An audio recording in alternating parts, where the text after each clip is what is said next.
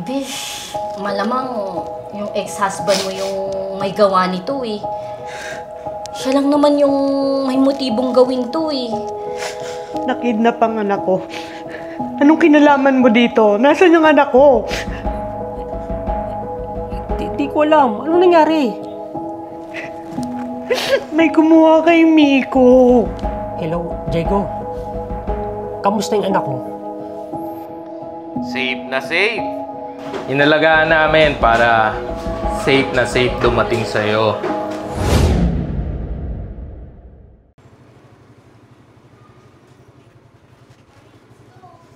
Ito na anak, ay nako.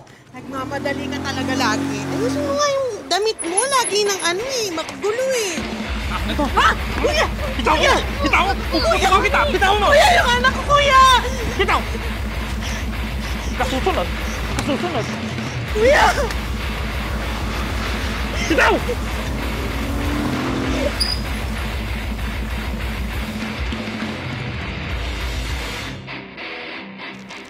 Salamat sir.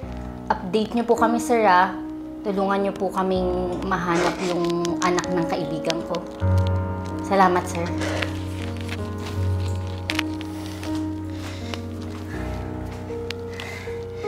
Besh, nakausap ko na yung police investigator. Ititrace daw nila yung motor na ginamit sa pangingidnap sa anak mo. Magkakaroon daw sila ng follow-up operation. Besh, bakit pa nangyayari ito sa buhay ko? Gusto ko lang naman magkaroon ng maayos na buhay kasama yung anak ko eh. Bish, malamang yung ex-husband mo yung may gawa nito eh. Siya lang naman yung may motibong gawin to eh. Hey boy, diyan ka lang ha. Huwag kang malikot, huwag kang tatakas. Hindi na kita tatali, ha? Good boy ka lang dyan. Ay pre, nakakontak mo na ba si Andoy? Sabihin mo na nandito na yung anak niya para naman makasingil na tayo dun sa balanse niya sa bayad niya sa atin. Di na muna. May iba akong plano. Anong plano pre?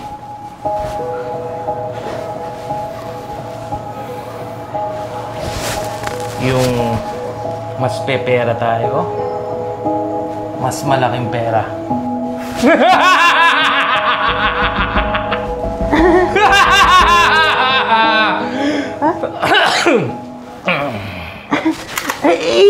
So ano nga? Ano kang plano pre? Ano mo na?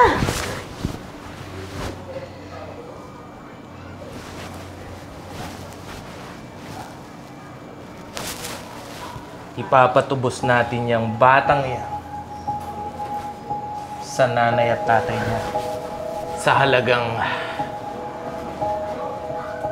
5 milyon. Mas malaki kaysa sa ibabayad sa atin ni Andoy.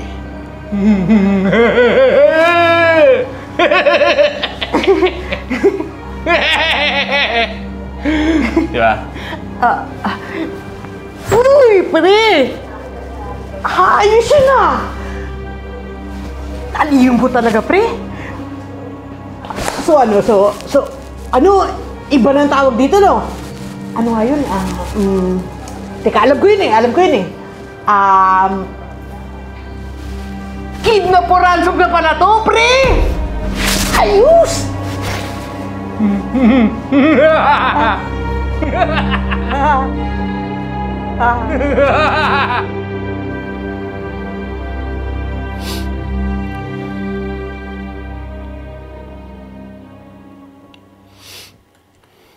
Anak, patawarin mo ko sa mga nagawa ko sa inyo ng mama mo. Gusto lang naman kitang makasama eh.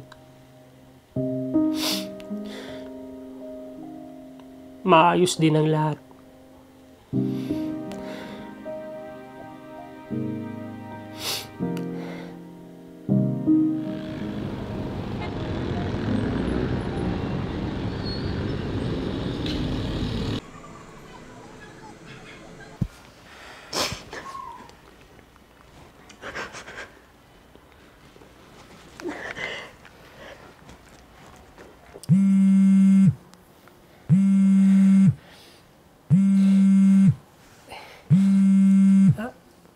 Hello, Milet. Nakidnap ang anak ko. Anong kinalaman mo dito? Nasaan yung anak ko?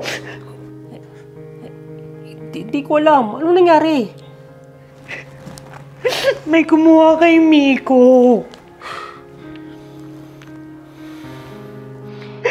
Pupunta ako dyan. Hanapin ko yung anak ko. Huwag ka mag-alala.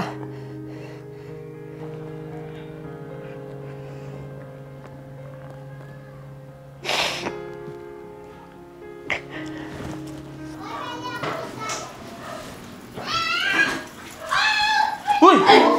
Diyan ka pa talaga umihi, Brad! Baboy mo, diyan ka pa umihi! I'm sorry. Nagulat naman ako at nakita ko sa'yo, pre. Ginantayan mo ba yan? Oo naman, ayun. Pinatulog ko na parang fresh na fresh. 5 million ako pala pre. Magsinundo. 5 million. 5 million. Tama. 5 million. Kaya bantayan mo yan. Huwag kang patanga-tanga ha. Kamala. Tatawagan ko na yung mag-asawa. Ay, ayos yun. Sige, sige, go. Tawagan mo na.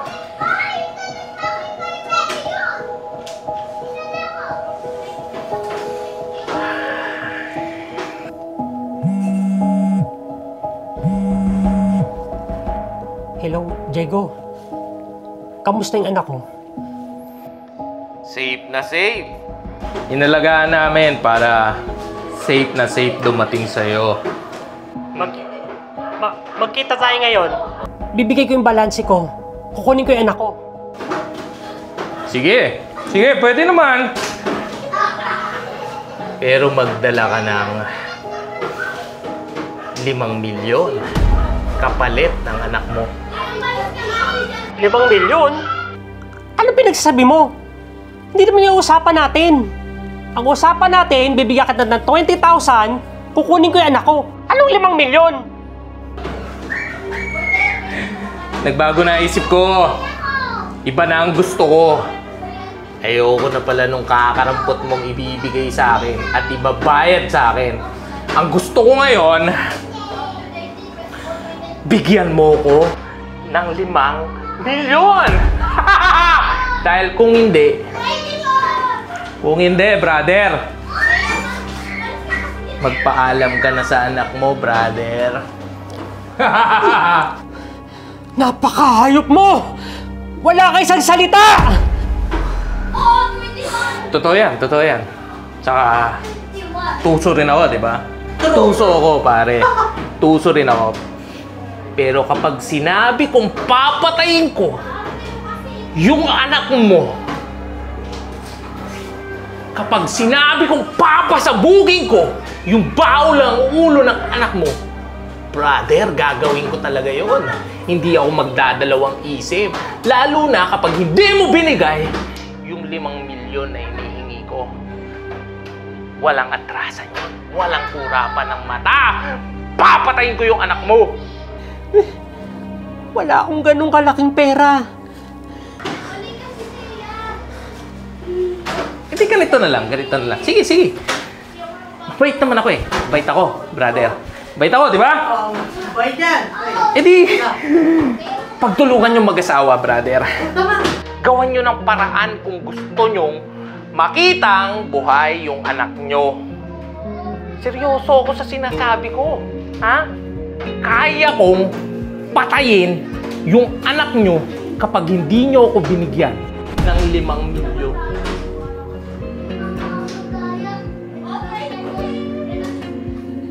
Hello? Diego! Diego, yan ako!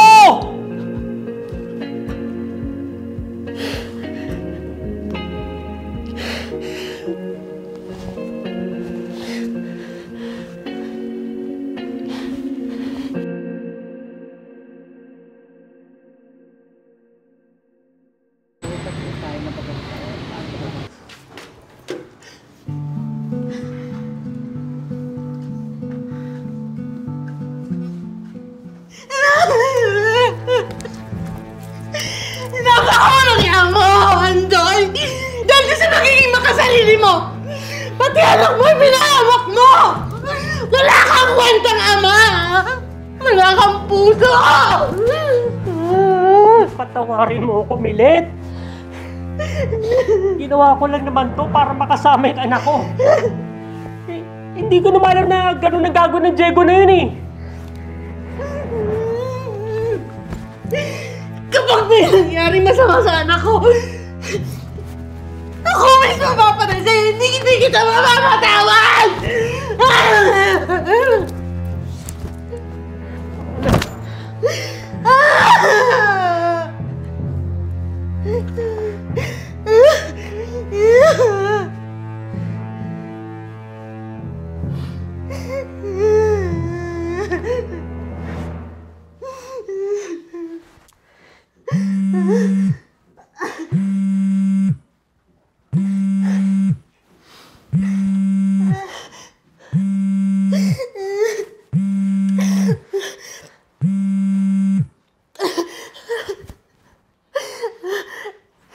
Hello? Sino to? Ako nga pala si Diego. Ako yung inutusan ng asawa mo na kidnapin itong anak nyo. Kaya ngayon, nasa akin na ang anak nyo. Naawa kayo sa... Huwag yung sasaktan yung anak ko. Ibalik na sa akin yung anak ko, sir. Si Diego, ako nga kausap. Ayoko nang kausap yung asawa mo. Dahil ayaw niyang ibigay ang gusto ko. 5 milyon. Kapalit ng anak nyo. Sir! Sir! Wala kaming ganyang kalaking pera, sir. Kapag hindi nyo naibigay ang 5 milyon, kalimutan nyo na ang anak nyo. Ibibigay kung gusto mo. Huwag mo lang gagalawin yung anak ko. 5 milyon?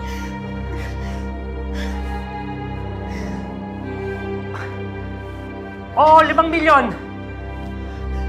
Bibigay kung gusto mo, 5 milyon.